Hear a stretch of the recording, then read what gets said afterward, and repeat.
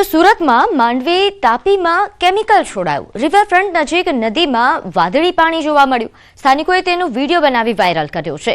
નદીમાં વાદળી પાણી ક્યાંથી આવ્યું તે સવાલ ઉઠી રહ્યો છે, કારણ કે અવારનવાર આમ તો સુરતમાં આ પ્રકારે પ્રદૂષિત પાણી એ લોકો માટે ખૂબ મોટી સમસ્યા બની ગઈ છે। ત્યારે ફરી એકવાર આ પ્રકારનું પાણી જોવા મળતા લોકો ચિંતિત થયા હતા। તેમણે વિડીયો બનાવ્યો અને વાયરલ કર્યો છે અને ઘણા સવાલો ઉઠાવવામાં આવી રહ્યા છે। એક તરફ જેપીસીબીની કાર્યવાહી પર ઘણા સમયથી સવાલો ઉઠી રહ્યા છે, તે વચ્ચે આ પ્રકારનું પાણી।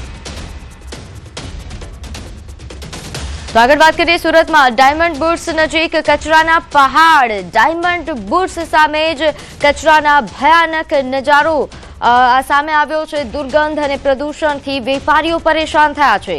ખાડી અને ડમ્પિંગ સાઇટથી મુશ્કેલી। ડાયમંડ બુર્સ નજીક 61 હેક્ટરમાં ડમ્પિંગ યાર્ડ બનાવવામાં આવ્યો। નવો કચરો નાખવાનું બંધ, પરંતુ જૂનો પહાડ હજુ પણ યથાવત છે।